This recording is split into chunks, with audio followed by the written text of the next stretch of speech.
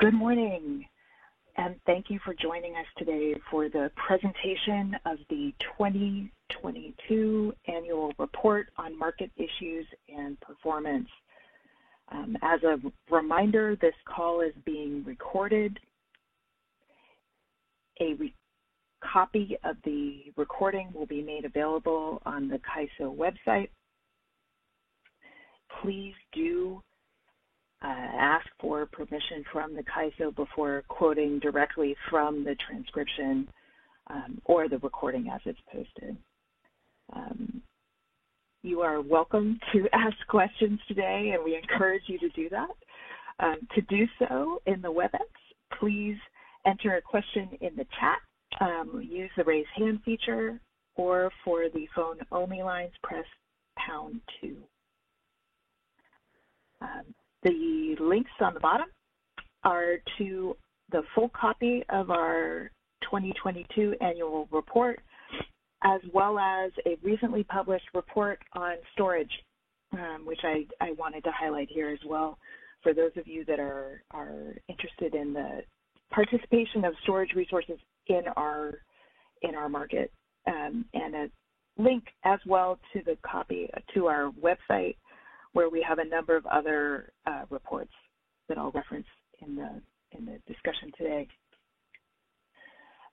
As always, I really need to thank the ISO for the support that we get, the data and access that we get that helps us do the monitoring we need to do in the reporting that I'm presenting here today.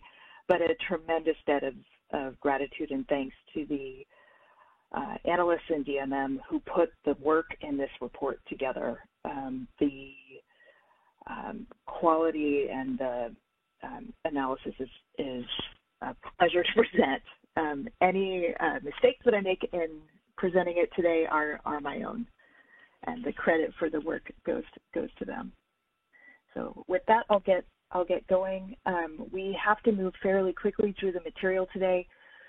There's a lot in the report that I didn't have, that I didn't fit into the slides. So we're moving at about 2 minutes a slide today. If you do have questions that we're not able to get to or interests that we're not able to get to, you can also submit questions outside of this presentation today. Feel free to contact me or anyone else in DMM directly, but we also have a general department contact that I'll mention today, which is dmm@caiso.com.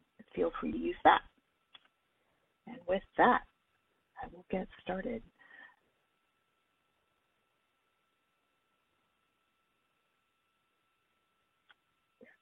There we go.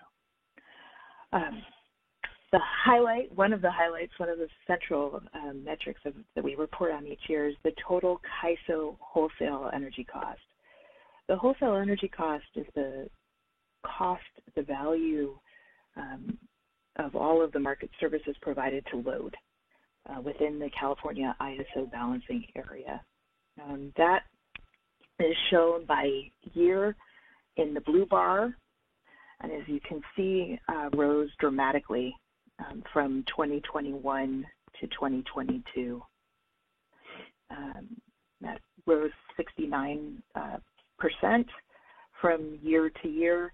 What we're showing in the orange bars are gas cost normalized values of the wholesale energy cost. That rose a more moderate 10%. The green line is showing the gas price, which we use to normalize the wholesale energy cost, and that is a load-weighted hub gas price for Northern and Southern California, with an addition of a greenhouse gas adjustment.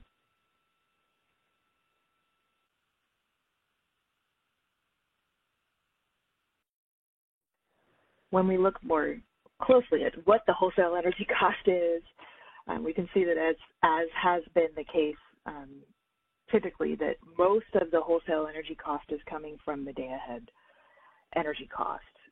The day-ahead energy cost in 2022 was a little under 94% of the overall cost.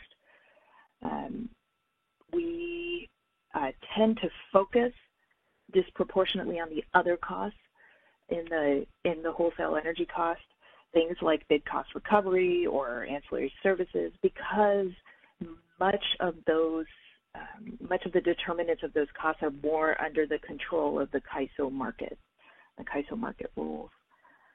I'll highlight today some of the cost components which rose to extraordinary levels. There are a number of historic records that we reported on in the 2022 annual report. In some cases, those record high levels are proportionate to the overall increase in wholesale energy cost. So historic high, but well explained by the overall increase in cost, which was primarily driven by the increase in natural gas prices. Some costs rose disproportionately, and we'll focus on the drivers of those.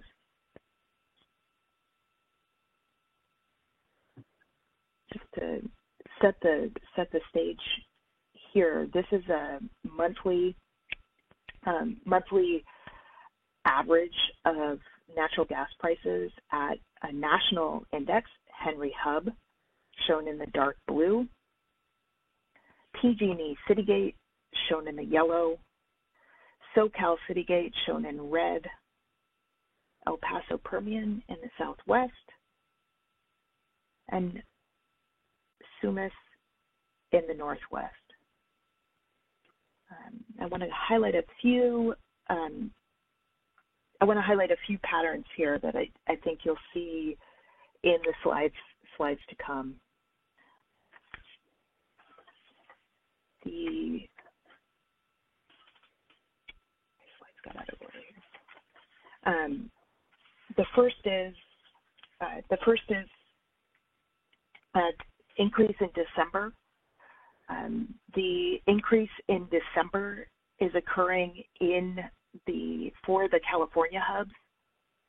It is part of the overall average increase in prices, obviously, for the year. But even without the increase in December, we would have seen higher prices for the California hubs in 2022 than we did in 2021. It's interesting that the deviation between the national index at Henry Hub and the California hubs has increased.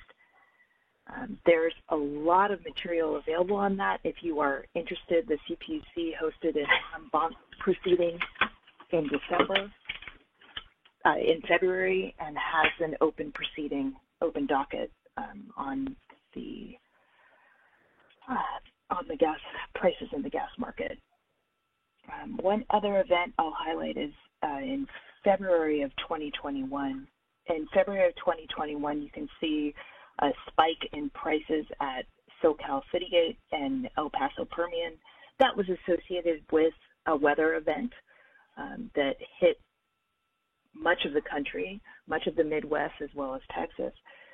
When it did so, the gas prices rose in Southern California, particularly, less so in Northern California, and for a short duration of time, but that did drive up the monthly average. In December, what we saw was a substantial increase in gas prices that persisted well into January and February. And I'll show that as well. Okay. Moving forward. This chart is one of the charts that we routinely report on and add to the reports. This chart is showing the gas price in the dashed black line, and again, that's the same gas price we're using in the wholesale energy cost normalization. So that is load weighted and including a greenhouse gas adjustment here on a quarterly basis. Compared to the day ahead, 15-minute and 5-minute prices. The day ahead is in blue, 15-minute is in yellow, and the green is the 5-minute price. Highlight a couple of things here beyond the obvious correlation, at least on a very average level. The first is there are instances when demand is relatively low, and you can see that the electricity prices are below the gas price, gas price line there relatively. We have this chart scaled purposely at about a 10,000 heat rate, so a relatively efficient gas resource. So the energy price on the left is about 10 times the gas price on the right. You can see in Q3 of 2020 or Q3 of 2022, in both cases where the electricity demand was relatively high, we have electricity prices that are higher than that on average, than that efficient gas resource heat rate would predict. The other thing I'll highlight here, and this shows up in a couple of our other pricing metrics as well, is that the CAISO's day-ahead energy price and 15-minute energy price are relatively close. These are even closer than they were last year, and as a reminder, there is arbitrage opportunity, financial arbitrage opportunities between the day-ahead and the 15-minute market that are provided through convergence bidding or virtual bidding into the CAISO's market. We continue to see a relatively large gap between the 15-minute market and the 5-minute market. That we largely attribute to a consistent difference in the imbalance conformance used in the 15-minute market and the imbalance conformance used in the 5-minute market. And we have metrics and slides to show you that as well. There's a note in the chat, but I'm going to keep going here. I'll stop for questions after the pricing section here.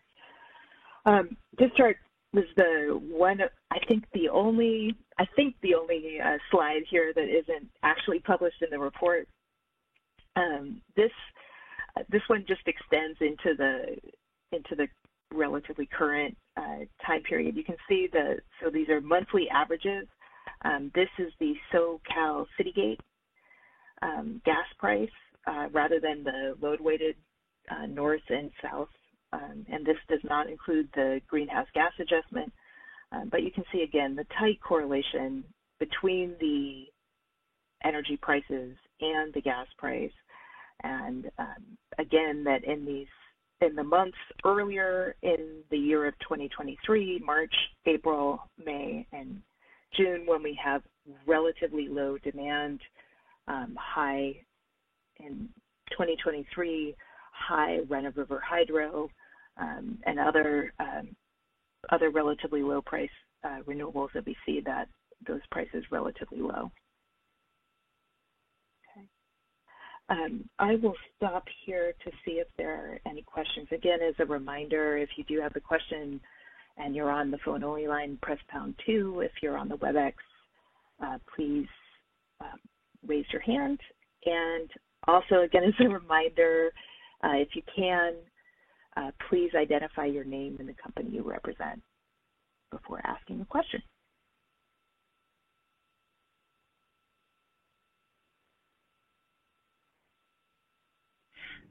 Amelia, we are just confirming the link to the public call is confirmed for people in the chat. It looks like there was a slash missing in the original daily briefing post. And so we are trying to get that resolved so that more people can access.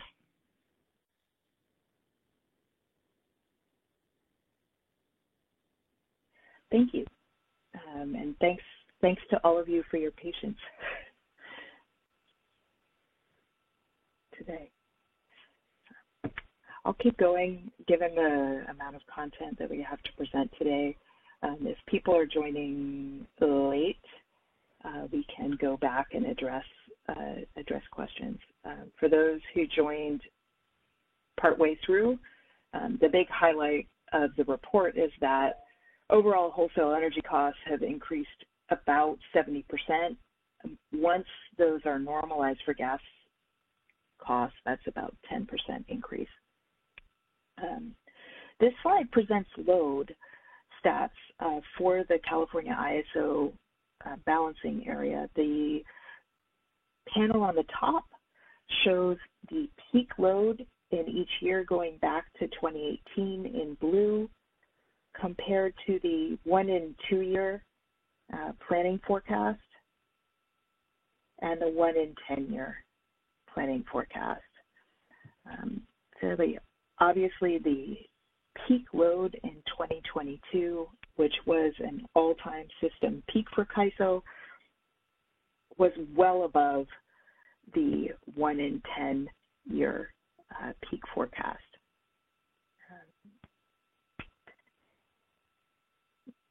The peak load occurred in September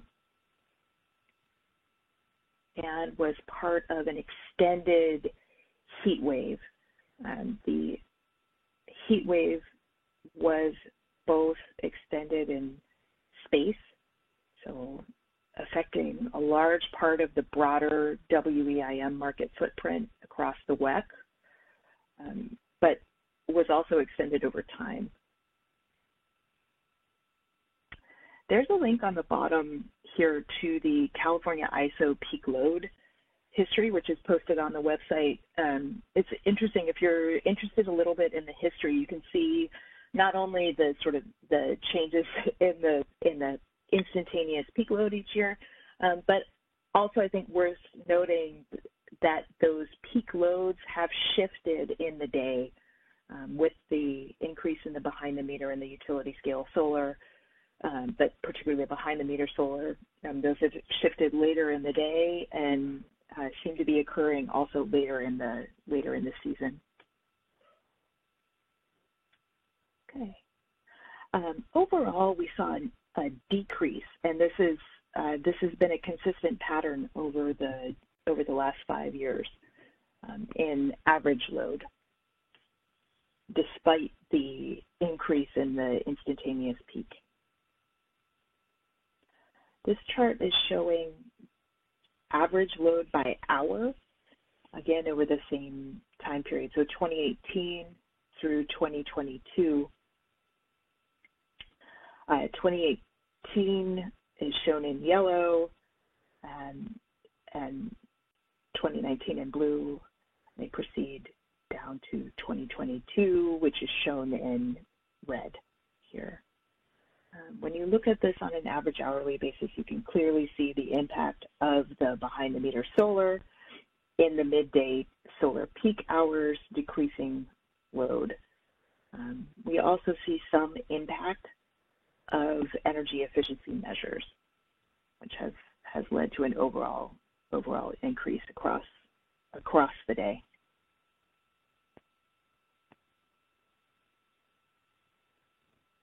One of the other factors that sets the basis on which the market functions is really the availability of hydroelectric generation. Hydroelectric generation increased in CAISO in 2022, despite the fact that overall snowpack on April 1st was lower than it had been in 2021. The chart on the left shows average monthly hydroelectric generation.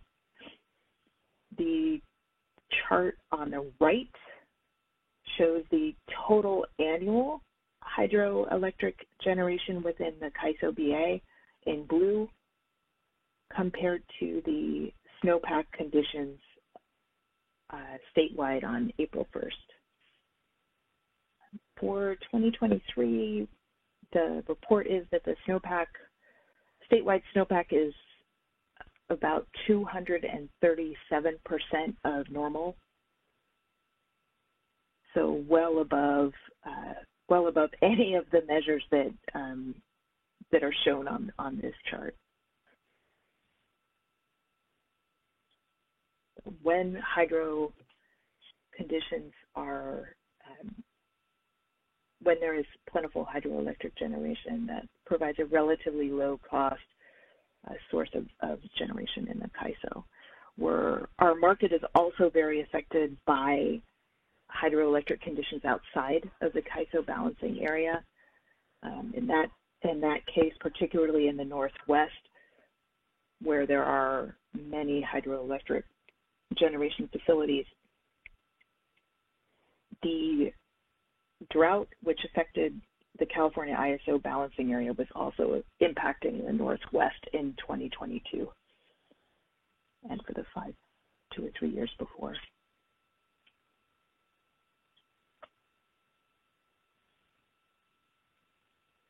This chart shows the total available registered and market participating generation capacity within the CAISO balancing area as of June 1st of each year. So we're showing that as of June 1st in 2023 by registered fuel type.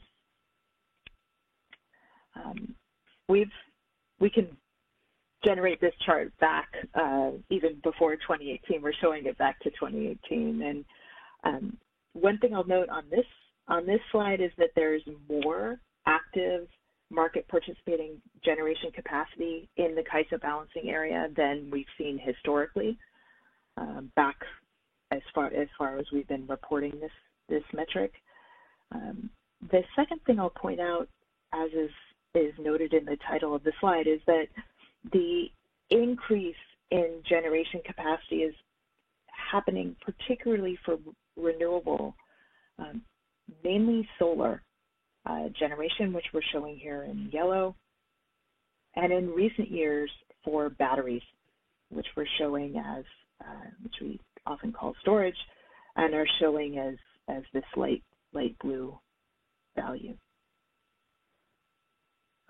There's a fairly substantial amount of demand response capacity shown here, and I'll get back to that in just a second. We're also showing hybrid resources in this light green here. Hybrid resources are resources of two different types, but the typical resource within the CAISO balancing area is a combined solar and battery resource. It can be anything.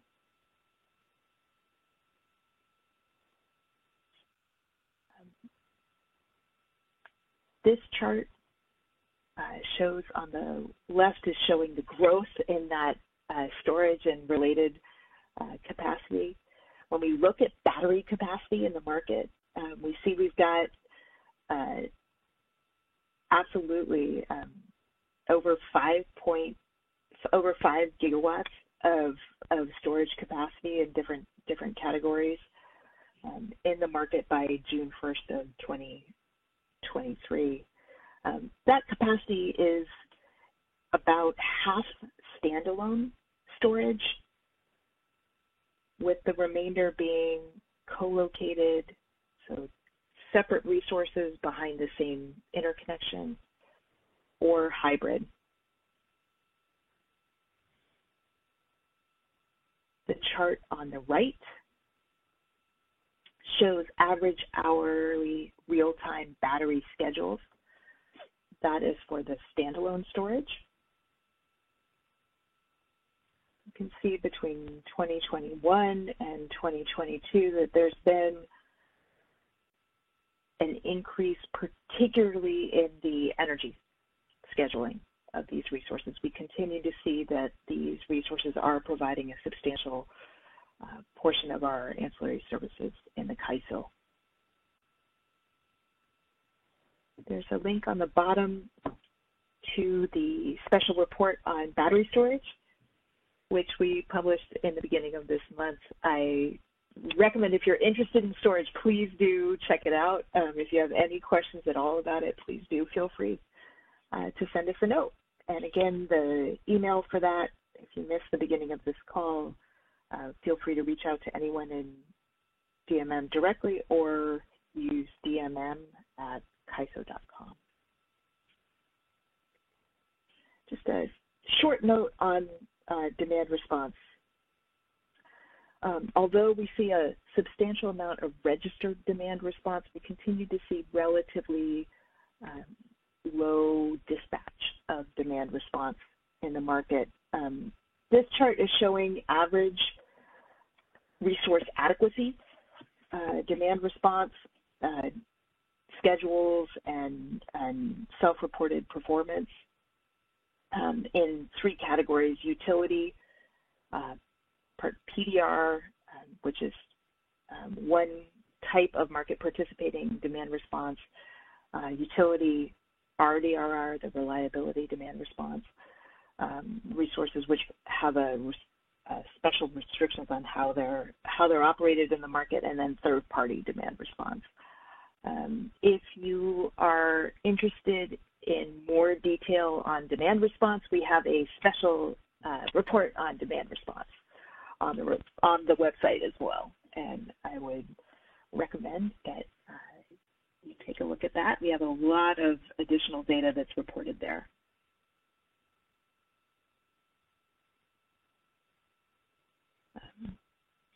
Going forward,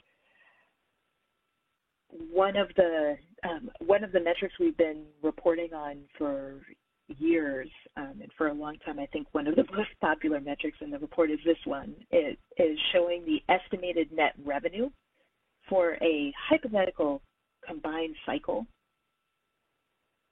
in either NP15 or SP15. That we're showing in the green bars. And we're comparing that to the going forward fixed costs, which are shown in the lighter orange, wider bar on the bottom, and to an estimated levelized fixed cost target, shown in the orange line at the top. What we're showing for 2022 is that the net energy market revenues exceeded the going forward fixed costs by a substantial margin for combined cycles in both NP15 and SP15. With a capacity payment, which we're using the soft offer cap price for the CPM, and that rose to the level of the estimated levelized fixed costs in both NP15 and SP15 as well. We do a similar analysis for combustion turbines. The combined cycles are generally dispatched against day-ahead prices, the combustion turbines against real time. Here too, we see that the net market revenues are higher in both NP15 and SP15 than the going forward fixed cost, again by a substantial margin. In this case, the addition of a capacity payment does not reach the level of the levelized fixed cost target.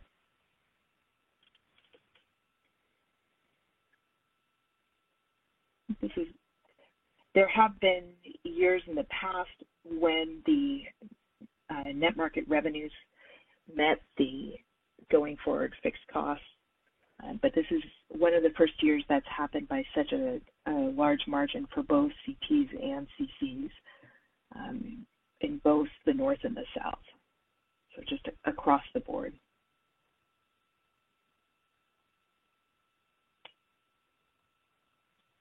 I'll stop here for any questions, or if we need to make another sort of technical note about the link to the conference, because I understand there was an issue with that.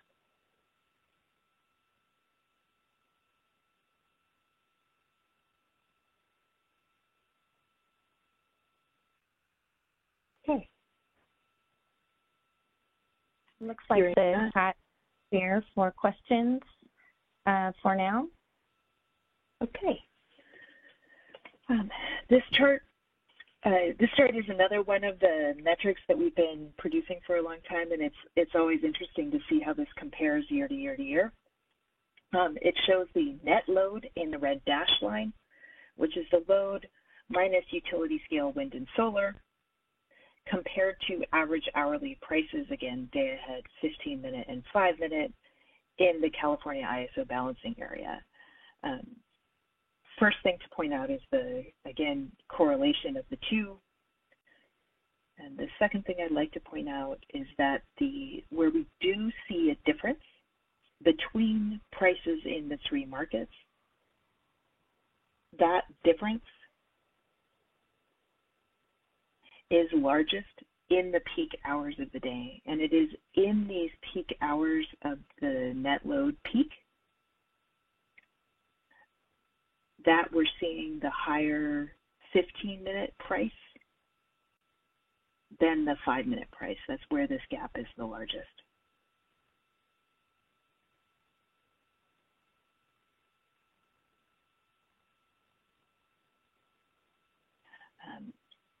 I'm highlighting that in part because it's also in these hours that we see the largest difference between the 15-minute market imbalance conformance and the 5-minute market imbalance conformance. This is another way to look at prices, but less focused on the California ISO balancing area. We are part of a larger market. What we're seeing here are monthly average day-ahead prices in the dashed lines for PG&E, Pacific Gas and Electric, and Southern California Edison. So for Northern California and Southern California, in the gray dashed lines, compared to monthly average peak prices reported for ICE at either Mid-Columbia in the north or Palo Verde in the south. Mid-Columbia is shown in blue and Palo Verde is shown in yellow. 2 points I'd like to make here. In both 2021 and 2022, we see that in the peak months, where we have, so August and September, earlier in the summer in 2021, that the average prices at Mid-C and Palo Verde outside of the CAISO were substantially higher than the CAISO prices. So, sign of the higher levels of demand, especially demand relative to supply outside of the CAISO in these months. In December, when there was the substantial gas price increase, which again was highest of the hubs that we were showing, was highest in the California gas hubs, we see that all the prices are increasing. So we have Mid-C and PG&E, again, relatively high, and on average even higher than they had been during the peak load, extended high temperature load event.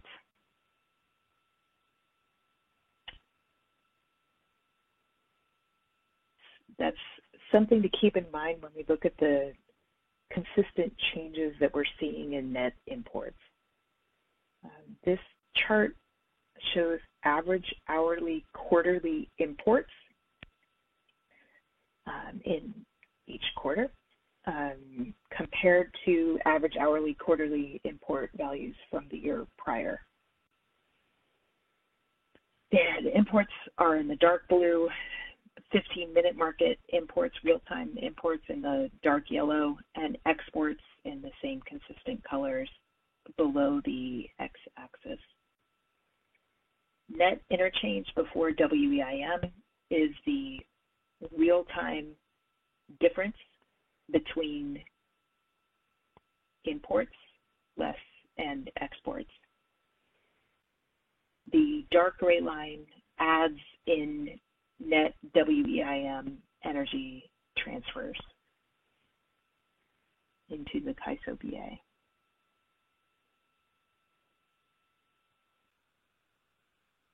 One pattern I'll point out here, which is interesting, is that on average across the year we're seeing an increase in exports.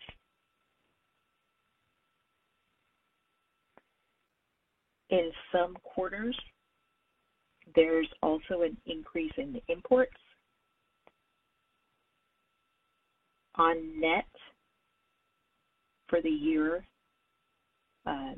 net imports fell and did fall in each quarter.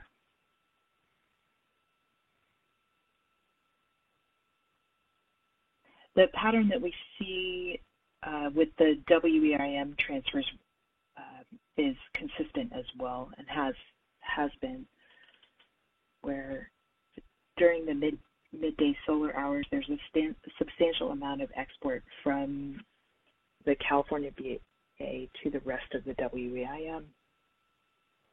Typically in the net load peak hours we're seeing imports from the rest of the WEIM into the CAISO.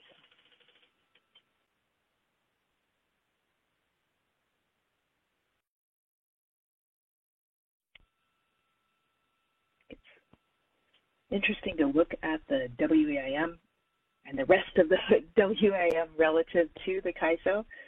The panel on the left is showing non-CAISO WEIM load, obviously increasing as the footprint expands.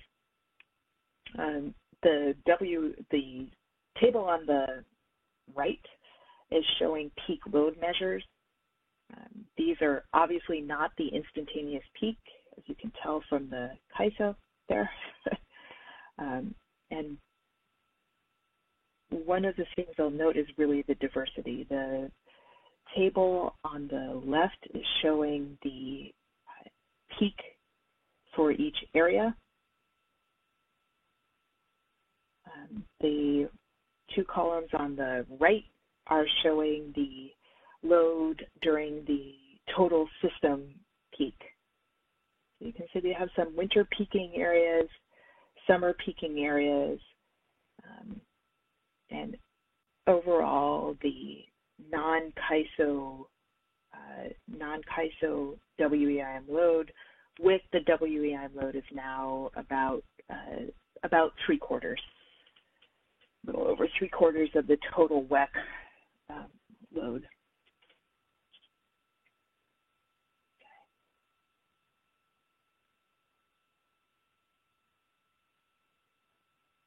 Saw a question in the chat about imports. So I'll just refer you back to this slide. In some quarters, we are seeing higher imports, particularly in the real-time market, and other quarters we're seeing less. So it depends on the hour and depends on the circumstance.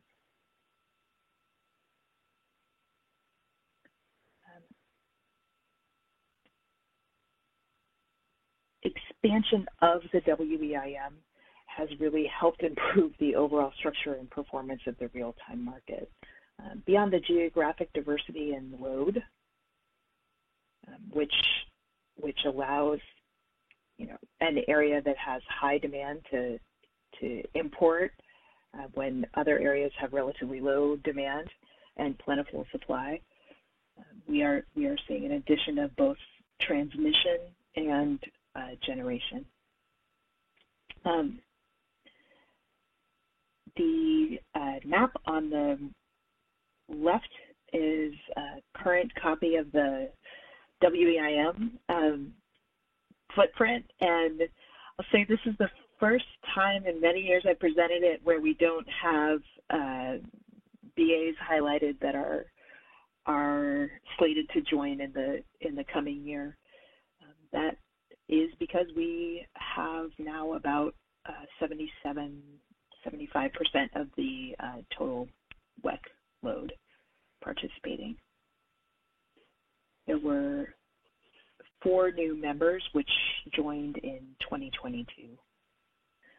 A couple of pricing patterns I'll highlight here that are generally true that you'll see in a number of the upcoming slides are that there is a relatively frequent separation of the northwestern areas from the rest of the system. And in peak hours, that tends to be associated with lower prices in that northwestern region than the rest of the system. In California, prices in the California regions, prices are higher due to both the greenhouse gas cap and trade adjustment made in the WBIM market and typically to congestion.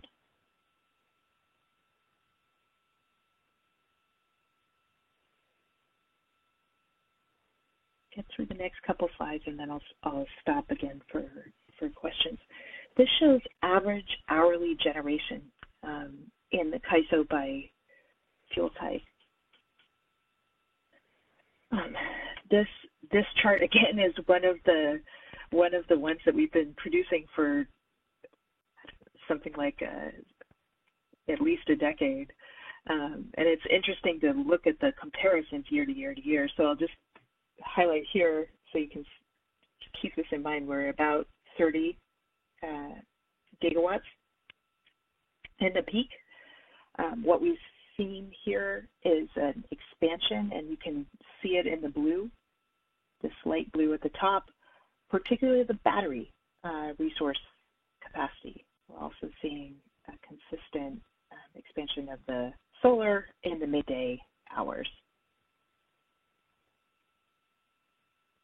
This is a view of the same data that looks at the change between average hourly values in 2022 and 2021. This highlights two things. One, an overall increase in generation within the CAISO relative to the year prior. Average hourly load was down, generation increased. That's consistent with an increase in demand associated with demand outside of the CAISO, so the increase in exports, which we saw in the earlier slide. What we see particularly is the increase in storage, again, highlighted in that light blue area in the net load peak hours. There was a decrease on average in every hour of imports, net imports, and an increase in the midday of both standalone solar and what we're calling other. In this case, the other is largely made up of hybrid resources, which are typically, again, the solar with storage. We look at the same data for the non-CAISO WEIM. You see we have average hourly generation peaking about the same level, so again, about 30 gigawatts. Very different fuel mix in the non-CAISO WEIM. We're showing a little over 5 gigawatts in each hour of baseload coal in black, wind, hydro in the dark blue, natural gas in the light blue, as well as some solar in the midday, shown in yellow. When we do the same comparison for the average hourly year on year, it's not quite the same metric because the footprint obviously has grown by 4 BAs in the meantime, but we're seeing an increase in coal, wind, and hydro, with a decrease in most hours of natural gas.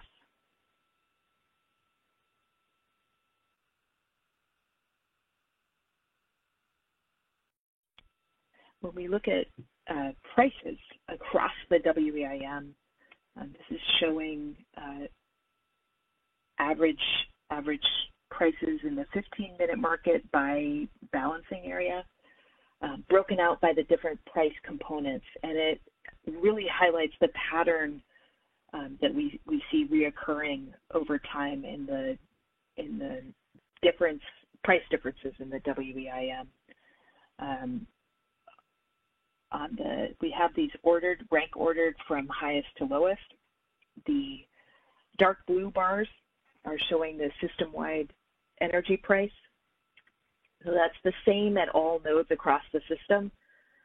Where you see a difference between different areas, those are the new areas which joined during the year, and so they're based on a different time period than the rest of the period, and that's why there's a difference between the different areas in the system-wide energy price. To that is added the impact of transmission losses in black, a greenhouse gas component, which is a reduction in price for the non-California WEIM areas, shown in green, and the impact of congestion. We're showing that in yellow for congestion, internal congestion within the CAISO, and in light blue for internal congestion within the WEIM. So highlight a couple things here. One is that the red, congestion on WEIM transfer limits, the rent on that, so the effect of that is often paid back, is paid back to the BAs that contribute that transmission into the WEIM. So while it has an impact on price, it's also returned to the BA, typically split. The green, similarly, the green GHG component is returned to the non-CAISO balancing area for compensation of an eventual greenhouse gas compliance cost. So again, here what we see is the California areas typically are higher, partially because of that greenhouse gas adjustment, as well as because of congestion, impact of congestion mostly within the CAISO. Where we're seeing congestion within the WEIM, it is typically lowering prices. But that was a substantial increase, particularly for PNM, of congestion around the Four Corners area. I saw a question in the chat. I'm going to get through the next slide, and then I'll stop for that. This chart is showing the same thing for the 5-minute prices. So again, on average, 5-minute prices are lower across the system than the 15-minute prices, and particularly lower within the CAISO BA. And you can see that here. We're showing PG&E, San Diego Gas and Electric, and SCE separately here, rather than the CAISO BA as a whole. We're showing the DLAPs within the CAISO balancing area. We also typically see lower prices, and this was also true in the 15-minute market for the areas in the Northwest, which are separated by congestion from the rest of the system. I will stop here for questions on the phone.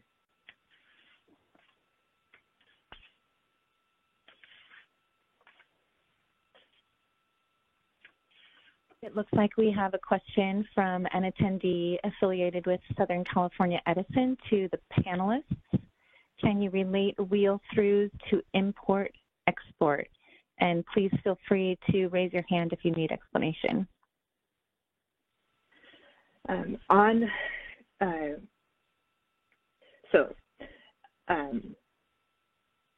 wheel in the California ISO market is an import paired with an export.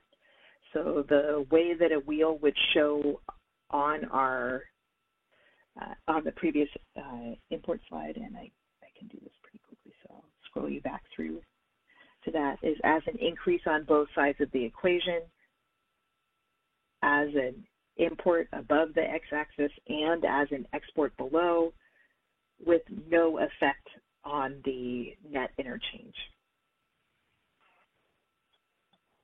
We do cover, I believe we have a short section on wheels, especially the PT wheels, which were in 2022. Are there any other questions on the call? Yes, there was one more in the chat as of now. A representative from the CPUC asked the panelists, would peak California area prices be even higher in the absence of such an expansion of the WEIM?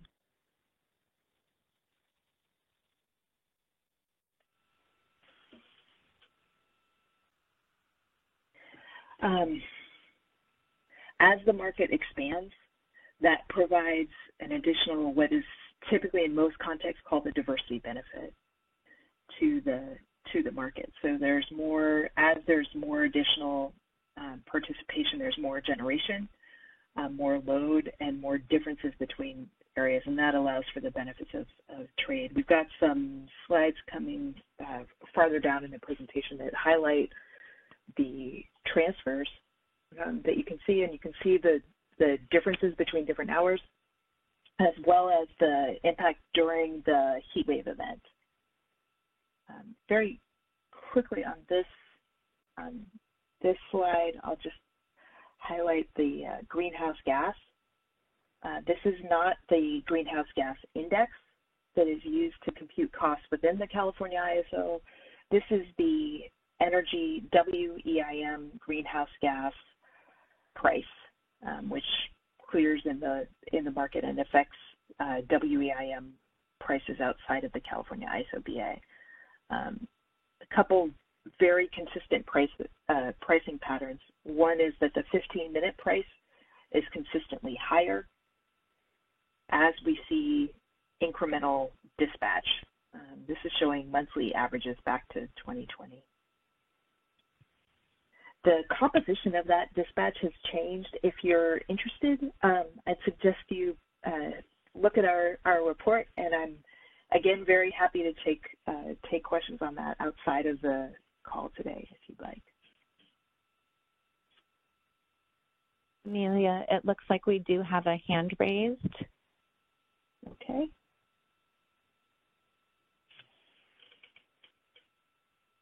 Hi, Alan Mack, SDG&E. Going back to, I don't remember the slide number. It's a couple slides ago. I think it was congestion price in the 15-minute. There we go. Yeah. I'm assuming PGAE is PG&E. That's correct. So why are we not seeing any GHG component for any of the 3 IOUs? Wouldn't we expect to see a positive GHG component adding to the LMP? The way that the WEIM GHG price works is that it lowers the price outside of California. So you'll see that lower price occurring in all of the non-ISO, non-California BAs. So there will be no impact at all, yes, in any DLAP within CAISO or in any of the California BAs. Okay, thank you. Yeah. One other impact and sort of another benefit I'll point out from the WEIM, which I'll show actually. I'll go back to this, but I'll show on this slide, is that the WAIM has allowed the export of a substantial amount of renewable capacity in the midday hours. We're seeing that renewable, particularly solar generation, exported through WAIM, exported otherwise, as well as used to charge some of the new storage generation within CAISO. So that has reduced renewable curtailment within the California ISO balancing area. There are a lot of numbers on this slide. It's a heat map.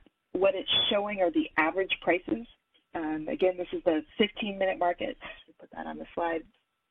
It's showing the system marginal energy cost at the top by hour compared to all of the different balancing areas within the WAIM. Orange highlights the higher values, blue highlights lower values, and the darker is the bigger the difference.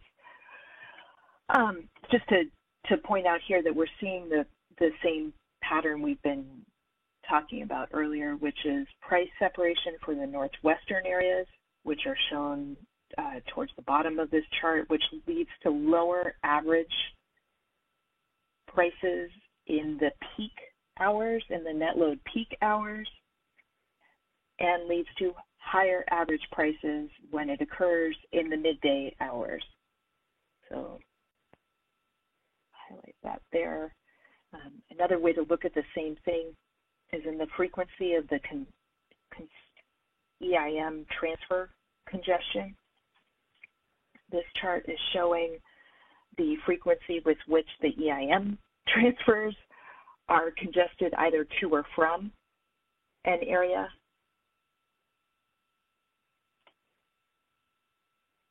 In the 15-minute market or the 5-minute market.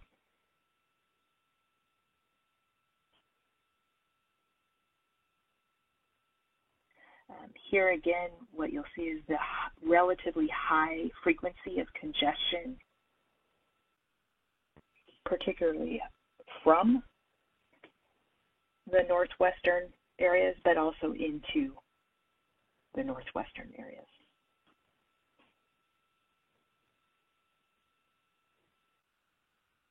This is the map I had up a few minutes ago.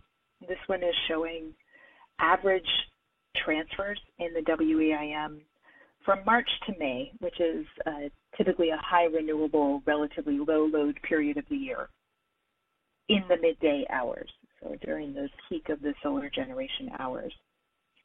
This is showing, based on average transfers, and the space between the large tick marks is about 250 megawatts. So this is showing about 2 gigawatts of transfer into CAISO. The inner ring is showing whether that's export or import. So if it's shaded, it's an export. So we're showing about 2 gigawatts of exports from CAISO into other areas of the WAIM. So Bank, SRP, Nevada, APS, BC Hydro, and LADWP predominantly. The shading shows the origin of the transfer. You can see in some areas what is effectively happening is a WAIM wheel. So you have transfers from CAISO into Arizona Public Service, which then is transferring out of Arizona Public Service into, for example, SRP or PNM.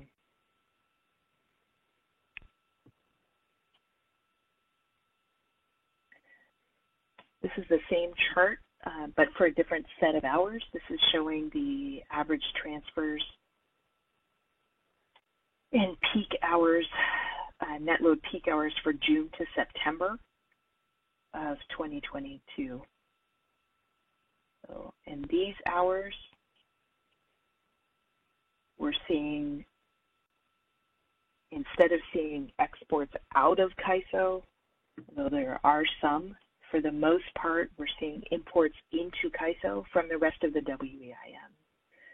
Here I'll highlight Arizona Public Service. So Arizona Public Service is exporting into CAISO and importing from PNM. So the power is flowing exactly opposite how it had been. The total transfer into CAISO in these hours is less than the total export from CAISO was in the previous slide. These charts take a little while to absorb it. I think really do a good job of showing the patterns of flow that we see pretty routinely in the WEIM.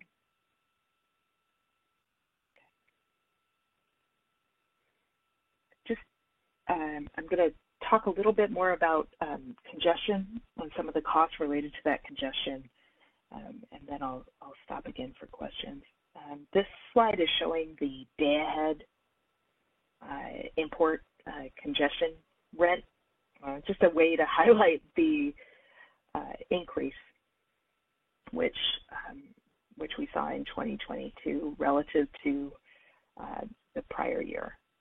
That increase is showing up on our transfers in from the north, Malin and Knob, but there's also congestion at times from the southwest on Palo Verde.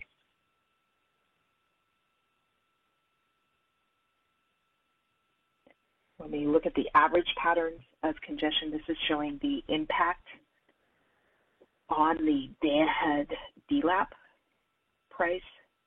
We see that on the quarterly basis, that day-ahead congestion is having a similar impact to the congestion in 2021, but it's of a greater magnitude. So in Q1 and Q2, we're seeing and relatively low load scenarios that the congestion, when it occurs, is increasing prices in PG&E and decreasing prices in SE and San Diego, where when there is a high, when there are high volumes of renewable generation, we tend to see congestion out of areas with a high concentration of renewable generation. And that congestion raises prices in the area that has relatively less. When we have high load relative to renewable generation, so in Q3, we see a flip in the pattern of the congestion differences. So lower prices in the north and higher prices in the south.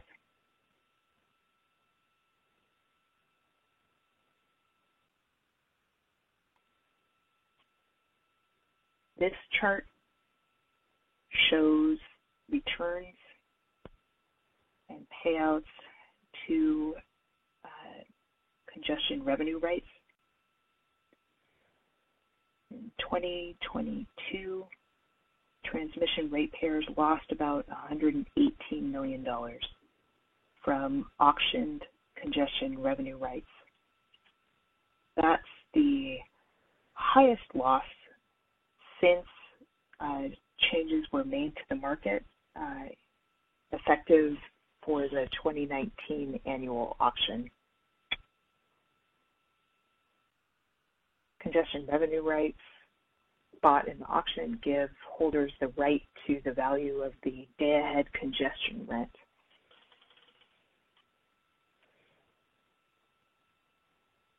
Overall, I'm just going to highlight some of the additional material we've got in the report. I think this explains some of the differences in what we're seeing. The losses,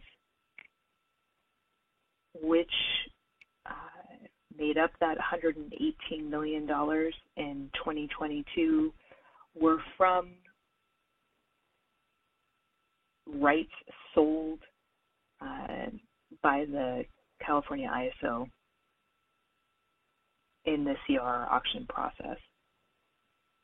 In 2020, we saw relatively high losses as well, but those were from losses from rights that were resold by a load-serving entity in the market.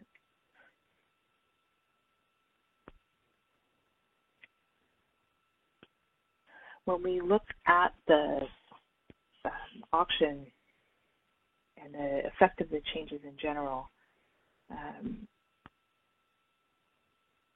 what we're seeing is that the changes that were made are having an effect. The changes that were made were put in place because of a consistent pattern of congestion revenue right losses from the auction. Though on average from 2019 to 2021, losses were lower, so only $45 million compared to about $114 million on average in the years before the changes. We're back up to $118 million in 2022. Another way to look at that is that transmission ratepayers were paid about 63 cents on the dollar for auctioned rights, compared to about 48 cents per dollar, a little less than 50 cents on the dollar before the changes. DMM believes that the current auction is unnecessary and could be eliminated. Or if the market is necessary for hedging, or there's a belief that the market is necessary for hedging, it could be replaced with a market for willing buyers and sellers. I'll stop here for questions. I see there's a raised hand.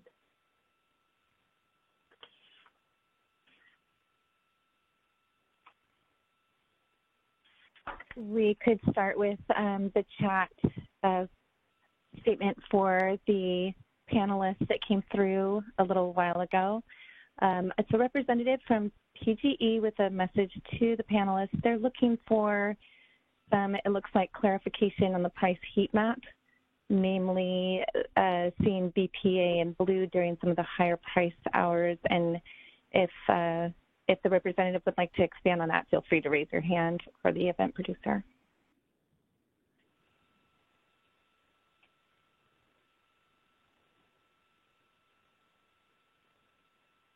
Why don't we take the next question? I can respond to that outside of the BPA had a lower price in those intervals, and that's why it's shown in blue.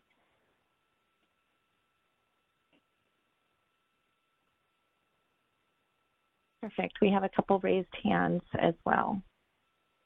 So Silas, if you would unmute those, I appreciate it. And again, if you please identify your name and the company that you represent, that would be helpful.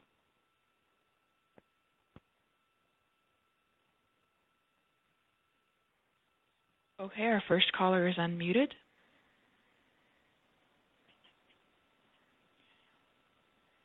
Daniel from California Department of Water Resources, you're unmuted. Yes, can you guys hear me? We can. Hello? Yes, we can hear you. So has ISO tried to identify the causes for the increases in the CRR auction efficiency shortfall? These levels are almost seen in 2022 as almost the highest. I think prior to the Track 1B, the highest was 140 million, if I'm recalling well. I think probably 2018. And what are the causes? Causes of this CRR auction shortfalls? 63 cents paid by the ratepayers to the auctioneers. It's higher than before. It was 50 cents paid. It was 50 cents to the dollar. Benefit of the auctioneers. We were wondering why Track 1B cannot provide the protection provided in 2019, and 19 was the best, quarter 1, quarter 2, quarter 3, and then it started 2022 was high, and then lower a little bit 2021, and it spiked in 2022 almost. I'll refer you again to the full report, which has some additional information. Without including an estimated impact of the Track 1B changes, our estimate is that without the Track 1B changes, the losses to ratepayers would have been substantially higher. So the Track 1A is ISO looking to identify? Is having an effect. Track 1B is having an effect and limiting losses to ratepayers, but even so, we're seeing $118 million of losses. So has ISO tried to identify the reasons? I can't speak to whether or not the ISO has identified reasons, not to my knowledge. Okay, because although there are not shortage in the CRR balancing account, there's less revenue coming back to the participants in the CRR allocation. So it's pretty much probably worse than implementation of Track 1A, the Track 0, Track 1A, and Track 1B. So, okay. Yeah, I think it's important to keep in mind that the counterfactual is what would have happened in 2022 without the Track 0, Track 1A, and Track 1B changes. Losses would have been higher, and somewhere in the realm, somewhere between $200 and $250 million together. So okay. much higher. Okay, thank you. Yeah. Is there another question?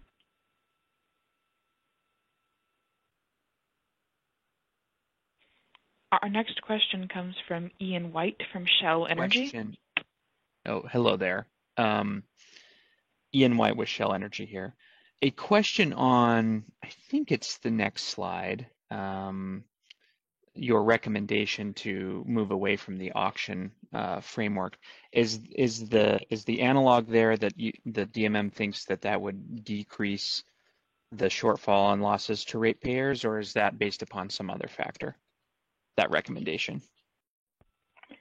Yeah, the recommendation is based on the idea that the ISO is auctioning these rights on behalf of the transmission owners, the ratepayers who really own that transmission asset.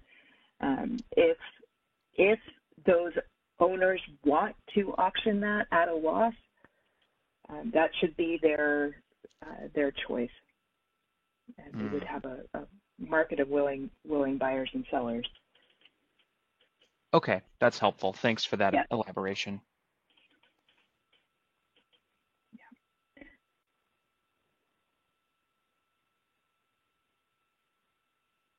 Is there another question on the line?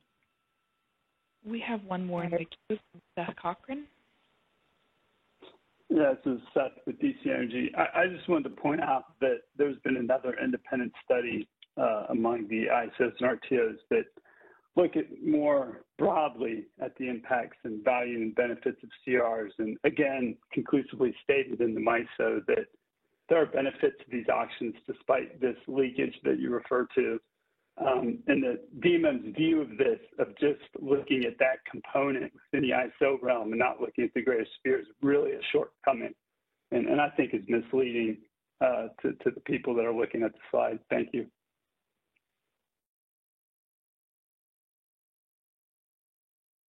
I appreciate that perspective. Again, our view is that transmission ratepayers are not making a choice to participate on this. They're having these rights auctioned on their behalf by the CAISO in this case.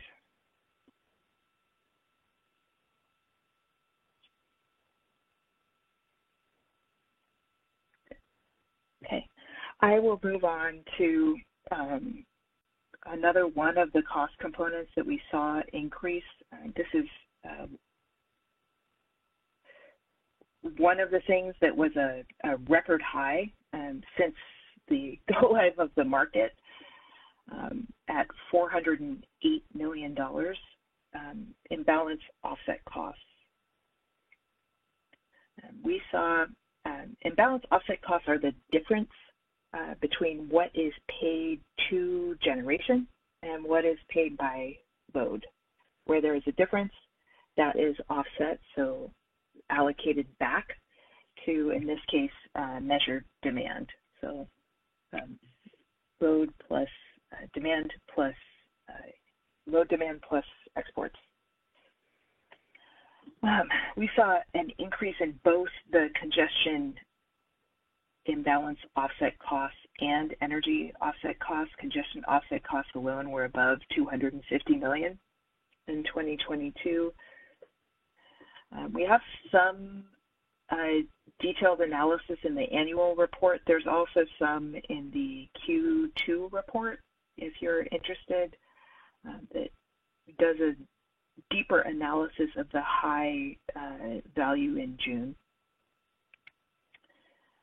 What we've seen consistently going back years is that the congestion offset is driven by differences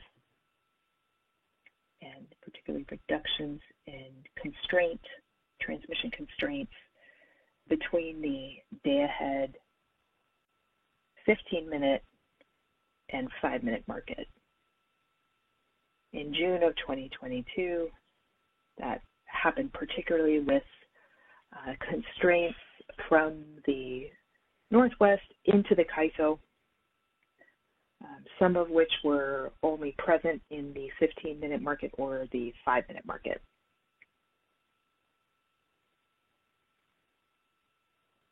We've also done a deeper analysis of the energy offset costs, which also increased,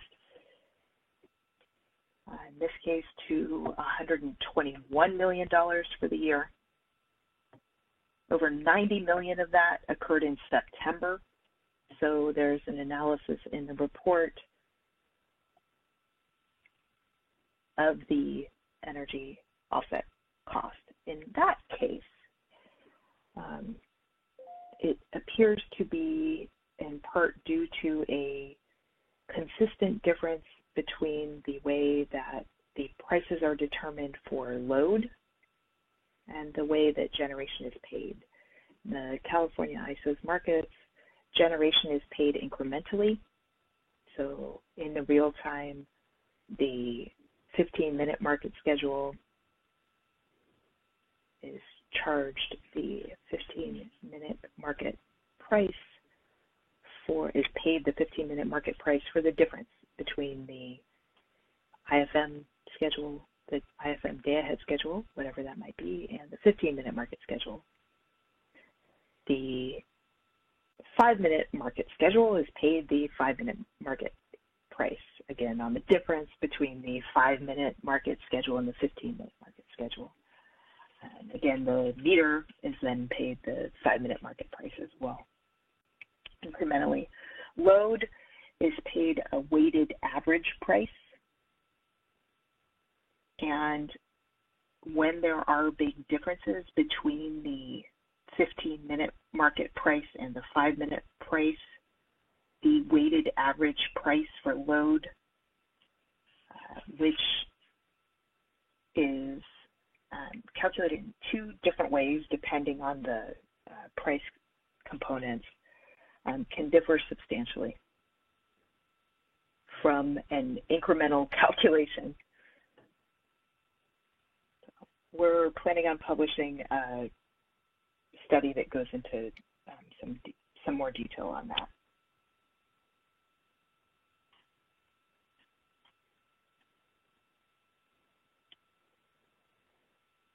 This chart is showing ancillary services.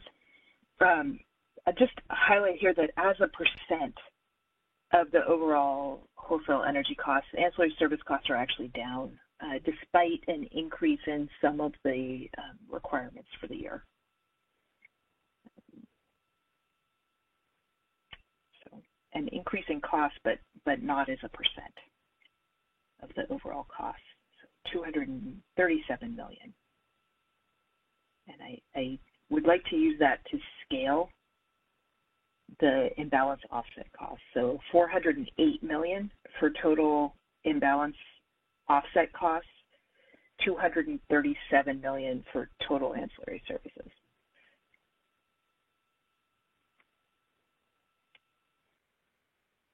One of the other costs that we've seen increase quite a lot is bid cost recovery. Those are the make whole payments paid to resources in the market. This chart is showing monthly values for bid cost recovery. Yellow is showing for the WEIM, non-CAISO WEIM, green for real-time CAISO, and red for residual unit commitment run, and blue for the day ahead.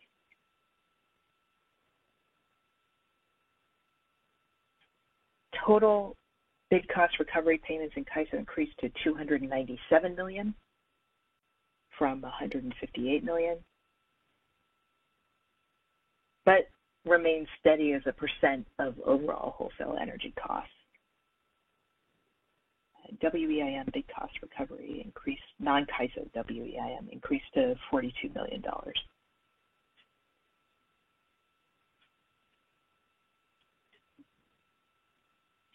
We took a deeper, we did some additional reporting in the annual report this year on bid cost recovery.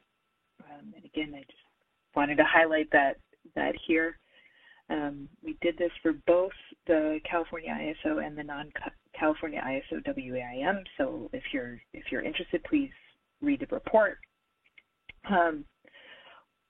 What we're showing here is the bid cost recovery payments by fuel type.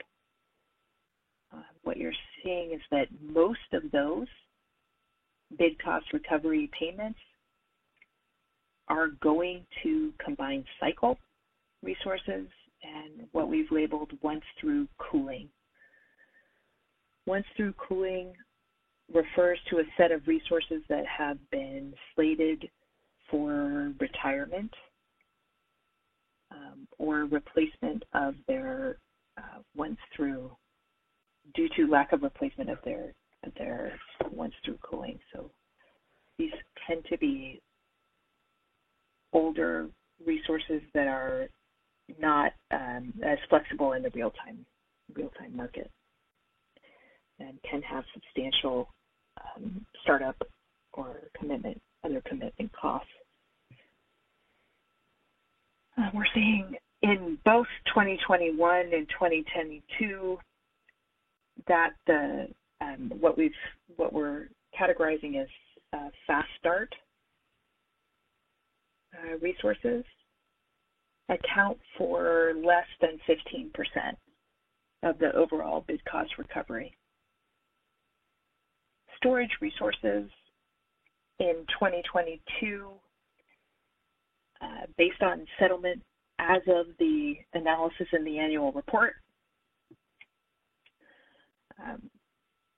accounted for about 12% of overall bid cost recovery payments in CAISO.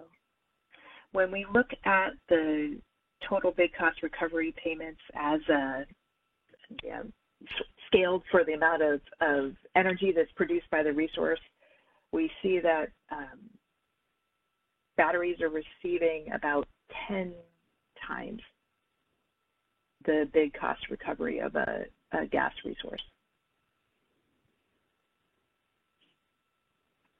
As I'm sure most of you are aware, there was a change to the settlement provisions approved by the Federal Energy Regulatory Commission for storage resources, batteries associated with the ancillary service state of charge. That will reduce the total settlement of bid cost recovery for storage resources.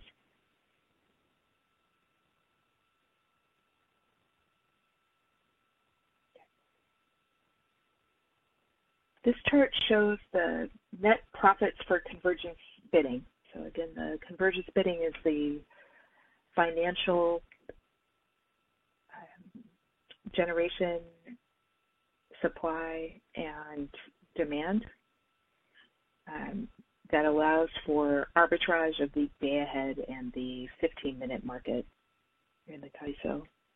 So overall, profits after accounting for the bid cost recovery that is paid out of the net revenue for convergence bidding rose to about 106 million, up from 36 million in 2021.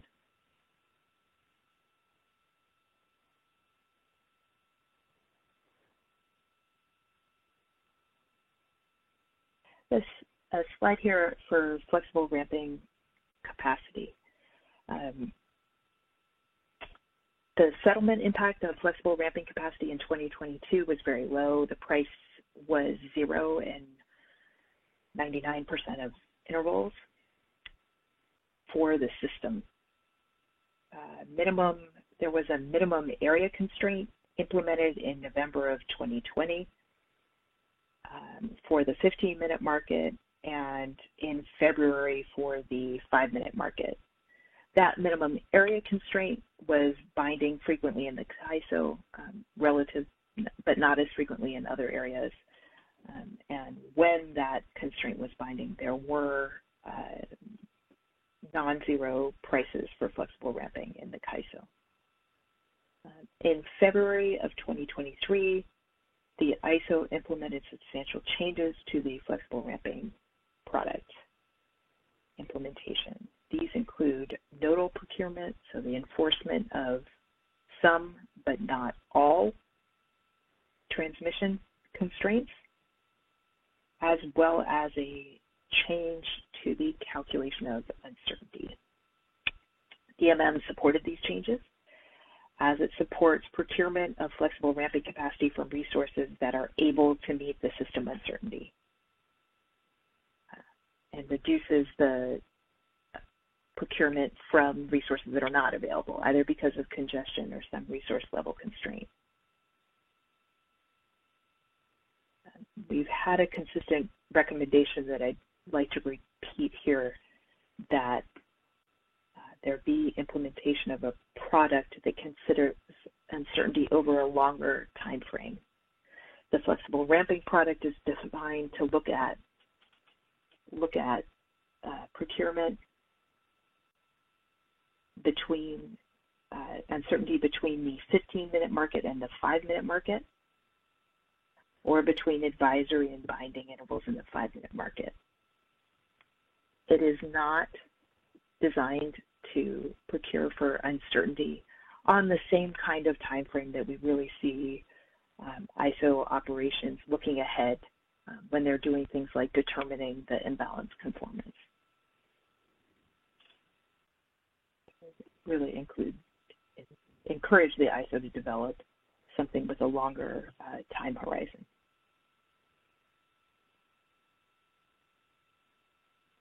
This chart shows that average load adjustment by operations in the real-time market.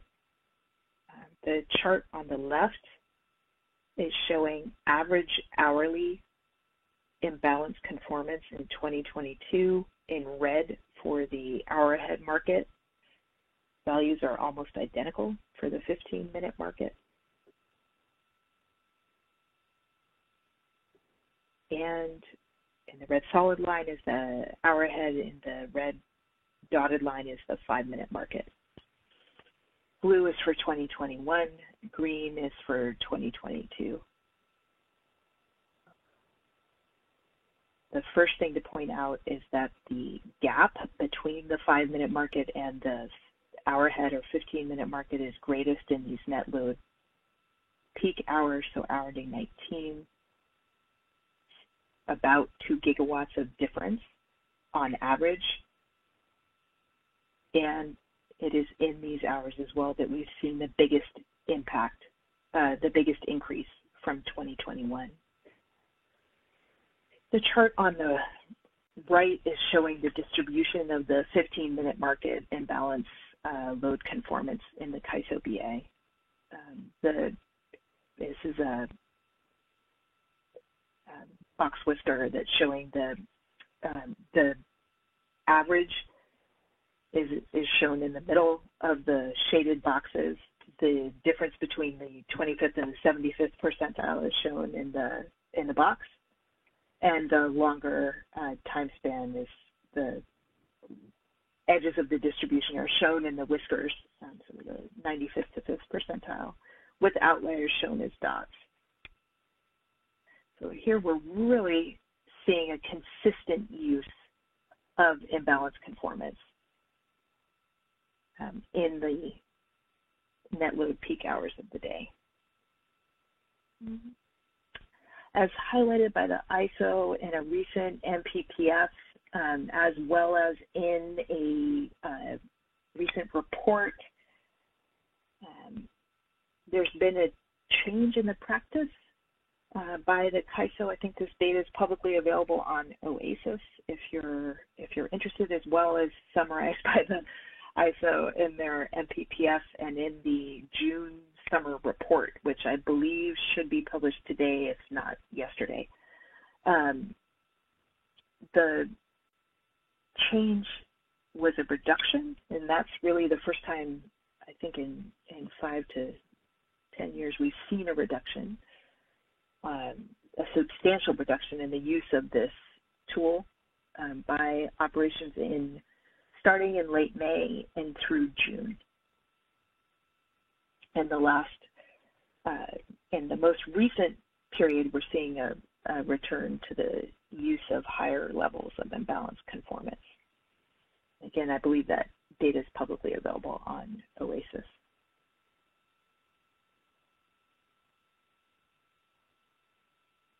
We're also reporting out in 2022 on an increase in the use of operator adjustments in the residual unit commitment process. The chart on the left is showing the determinants of the RUC requirement. The RUC is the last run in the day-ahead market, and it ensures that the RUC, anything with a RUC award, is physically supported by generation. So starts with the blue. Here is the difference between the day-ahead load forecast and day-ahead cleared capacity, adjusted for net virtual supply, so virtual supply minus virtual demand, adjusted for eligible intermittent resources, so solar or wind resources that are not bidding into the market up to their forecast. There's an adjustment for that in yellow, and then the operator adjustments are shown in red. We saw some operator adjustments in all hours, which is relatively unusual, and a particularly high operator adjustment to the RUC in the net load peak hours of the day. The box whisker chart on the right is showing operator adjustments on average by hour in the Q3, so July to September of 2022. Here we're seeing an average in hour ending 18 of about 4 gigawatts of operator adjustment in the residual unit commitment process. But during the peak periods, we saw some outliers that were up to 10 gigawatts in that hour.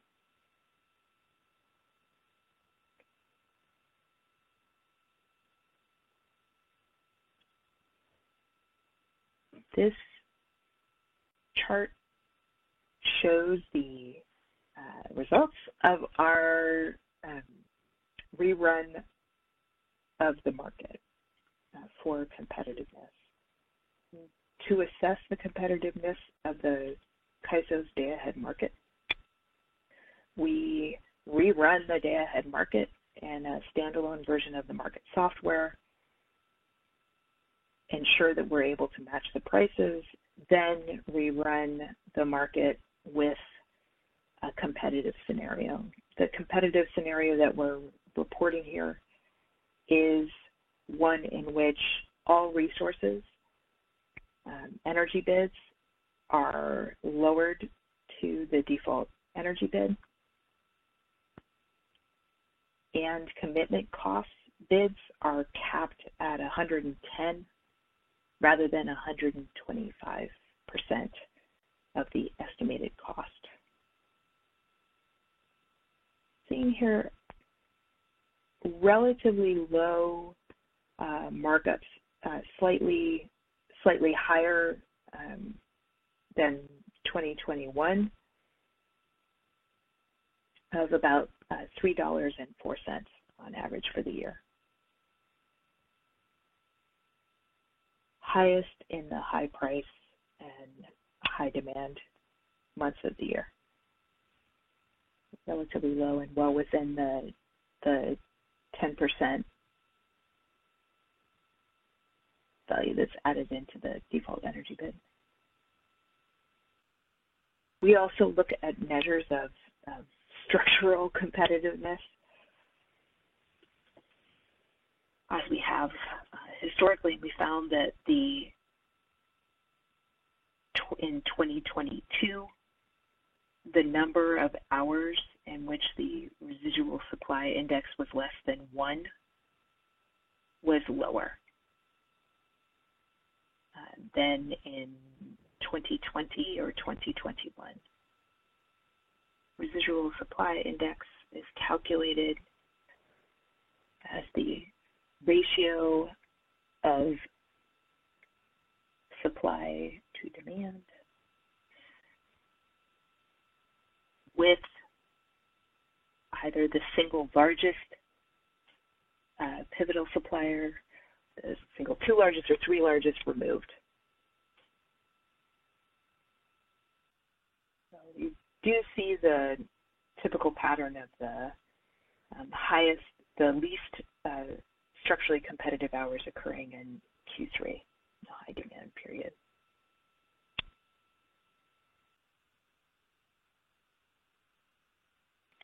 I'll stop here again for any questions.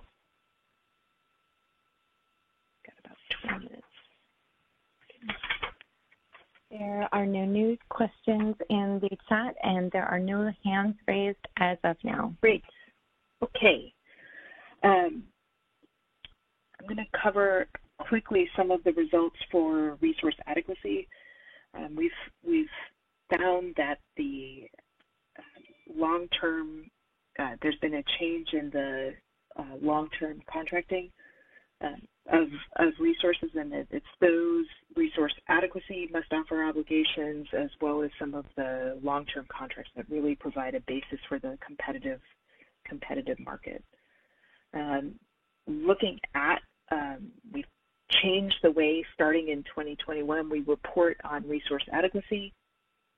Rather than looking at the top 210 hours, we're looking at hours in which there is a energy alert called, so an EEA watch, EEA 2, or a flex alert.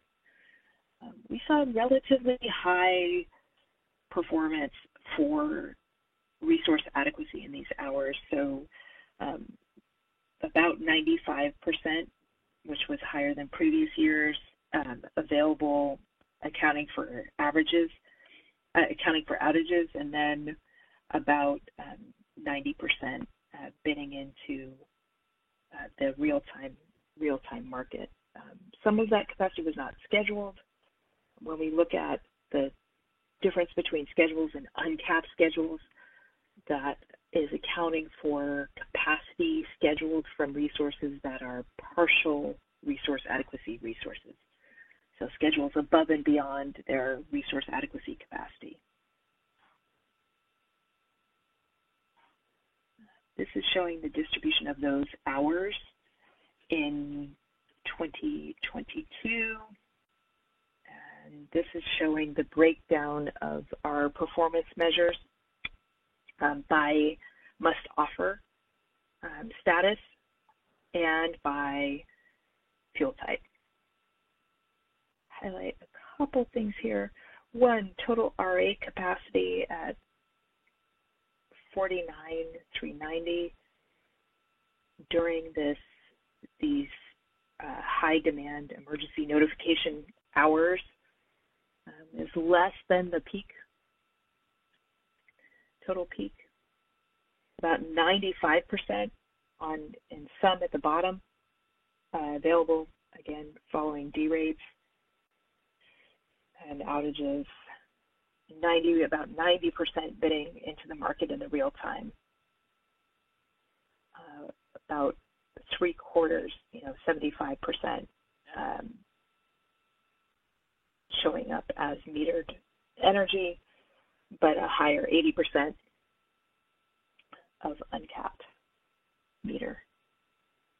We've added a column here including Upward AS, ancillary services, and I'll use the storage row about 3 up from the bottom to explain why we're doing that. So if you look at storage resources, which are about 5 gigawatts now in the market, but during these hours were, about 2 3/4 gigawatts of capacity shown as RA during these hours. A lot of availability, so even a higher than average availability in the day ahead and real-time market. Lower schedules, so we're showing about 50% being scheduled in the real-time market once we include non-energy schedules, so schedules for that upward ancillary service capacity. That rises to about 84% of that capacity being scheduled. Again, I'd recommend if you're interested particularly in storage, that you look at the recently published storage report, which highlights the impact of some of the limitations which can prevent that storage capacity from receiving a schedule, even when it is available as bid or not on outage. Also highlight here the demand response. Here we're just showing the PDR at 417 megawatts and scheduled in at about a relatively low 36%. Again, if you're interested, I recommend you read our demand response report, and please do follow up with questions. I want to talk quickly here about some of the efficacy of the market changes, which we saw. There have been a series of market changes in response to the performance of the market in these high demand, extreme demand events. Those changes were put in place, some after the event of 2020, additional changes put in place after 2021, and finally some additional changes added after 2022. In the interest of time, I'm going to go fairly quickly here. We saw record high demand in 2022, high bilateral market prices. With those high bilateral market prices, the maximum import bid cap was raised. That allowed some resources to bid in between 1,000 and 2,000 and also raised penalty prices on these days. We saw balancing areas which declared emergencies and some which were in the WEM, some not, were able to import supplemental energy, both through emergency assistance as well as through WEIM market imports. And California ISO supply was additionally supplemented by out-of-market imports and by additional supply procured by the state through the strategic reserve, as well as through some fairly extraordinary voluntary demand reduction, which again is I think a unique event from 2022. Operators increased the RUC requirement significantly. One impact of the increased RUC requirement is that exports which are not supported by RUC by physical generation do not receive a RUC schedule.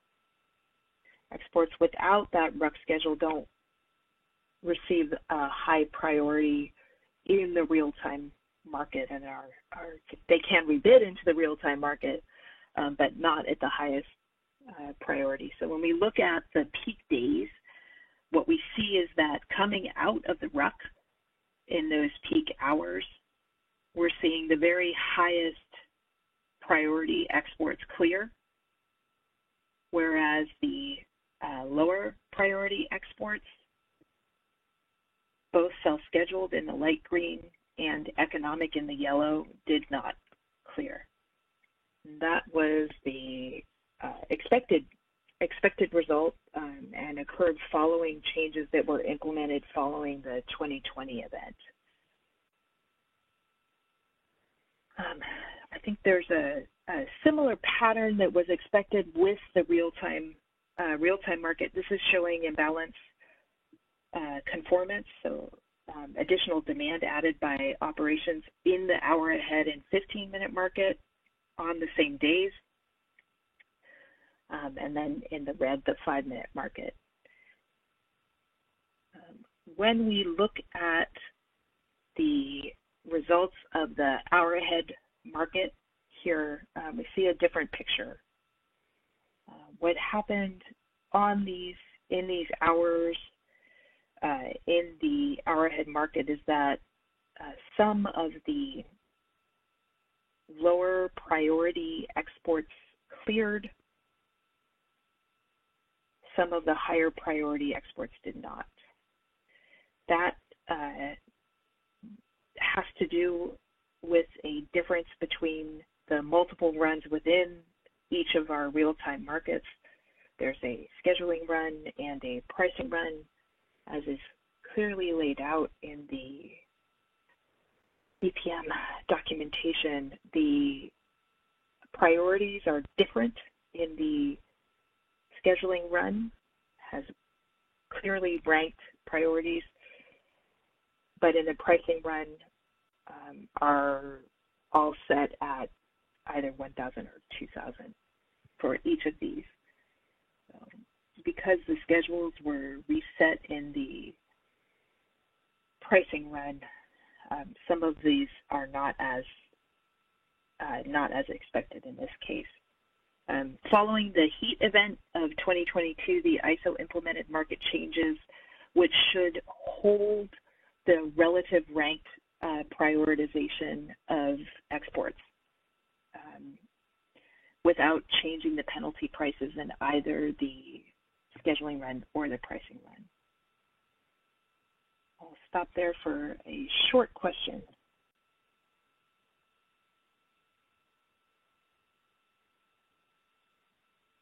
We have one hand in the queue from Alan Meck.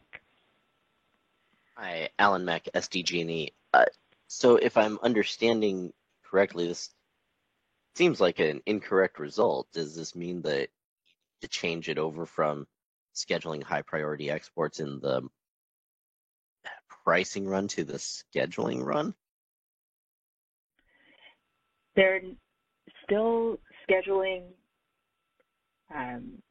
exports in the pricing run today, as they did in 2022, but there have been additional constraints added to the market that will try to hold the ranked priority schedules coming out of the scheduling run and try to keep those consistent in the pricing run, even though the penalty prices assigned are equivalent across many of these categories.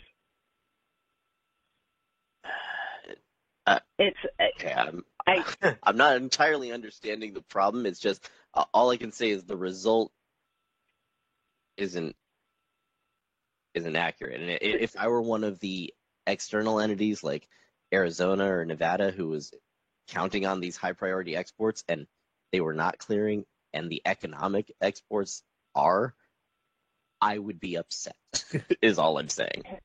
Yeah, I understand.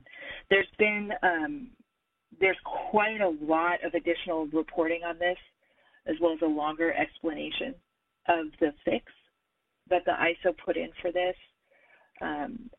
That is available in the ISO's September report from 2022. Okay, so this operators has been fixed. This has been fixed, but it couldn't be fixed during the heat event. So it is now fixed going into 2023. Operators also have access to tools that allow them to manually reassign schedules if they need to do that. Okay, thank you. Sure. Okay, with about 5 minutes left, I'm going to highlight a lot of our recommendations. These are explained in much more detail in the report, so I recommend that you pick it up. And again, it's available on our website. For EDAM, given the large, which is the expanded day-ahead market, given the large potential long-term benefits from market expansion across the West and the challenges of building and expanding a day-ahead market like that, we support the CAISO, and we support their final EDAM design, which was approved in 2023. We also support the continued effort of the CAISO to work with stakeholders to resolve some of the design elements that we have recommendations about. We also support the development of the day-ahead imbalance reserve product, which is part of the day-ahead market enhancements. We recommend that the ISO continue to refine the imbalance reserve demand curve, considering potential reductions to the price of that demand curve, the bid cap after implementation.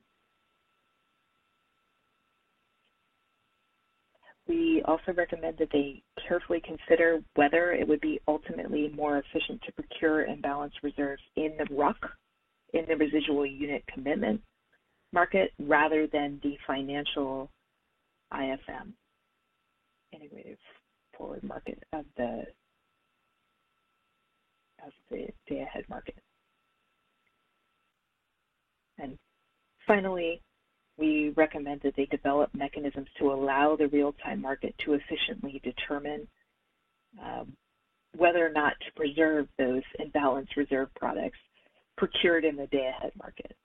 So whether or not to hold on to that capacity. We've talked about our recommendations quite a bit on this call and congestion revenue rights, but I'll repeat. Our consistent recommendation, I think over the last almost 5-10 years, has been to eliminate or further limit auction of congestion revenue rights. If needed for congestion hedging, then establish a market for hedges based on willing buyers and sellers. Western EIM, WEIM resource sufficiency tests. We supported the implementation of the emergency energy assistance, which was recently implemented, and we've seen entities opting in for that. Supported that, and we have recommended continued refinement of the uncertainty estimate added to the flexible ramping test. That uncertainty estimate is right now the same for the flexible ramping product and the flexible ramping test. We've recommended that there be refinements to the particular estimation that they're using, and potentially use a different uncertainty estimate for the different purposes. For the flexible ramping product in the real time, we supported the implementation of locational procurement, and again, recommend continued refinement of the uncertainty estimate used for that, and an expanded time horizon beyond the current 15-minute to 5-minute market. For export and wheeling schedules, the ISO's has developed a longer-term set of comprehensive rules for transmission scheduling priority to be effective beginning in the summer, so starting in June of 2024. And we supported those changes. We will monitor as needed, the implementation of the approved policy, and we'll be publicly discussing some of the sort of metrics that we will be using to monitor those changes.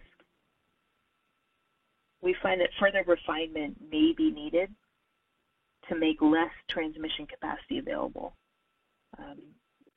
increasing the firmness of those transmission rights that are allocated through this process so that they're more similar to the OAT framework that's commonly used outside of the market. For battery storage, we have a long set of recommendations in the report. Again, I'm going to recommend that if you're interested in how batteries are actually running in the market, you read the report we just issued. For recommendations, read the annual report. We've got recommendations on modeling, changes to the modeling of energy storage costs with a focus on the state of charge, exceptional dispatch and development of operator tools, bid cost recovery rules, resource adequacy changes for the accounting of that battery capacity, and again, changes to market power mitigation, which was implemented for storage, battery storage, standalone battery storage in November of 2021.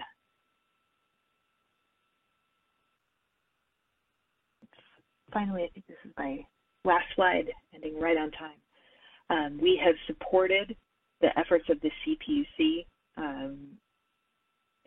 to address issues and move forward with changes to the resource adequacy framework. We've supported the new slice of day, as well as some of the changes to the accounting of particularly of demand response capacity.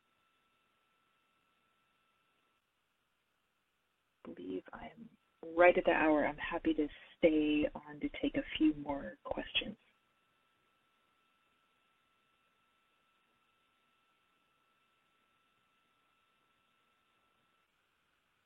Okay. Hearing none, thank you all for your time and attention today. Thanks to all the readers of the report. Definitely, please do feel free to contact us with concerns if you have them, with questions about the report or about anything else in the market. We're always happy to discuss our results.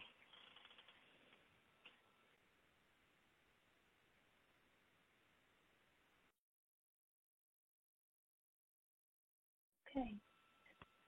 With that, thanks for your time, and I think we can end the call. That will conclude today's conference. Thank you for using Event Services. You may now disconnect.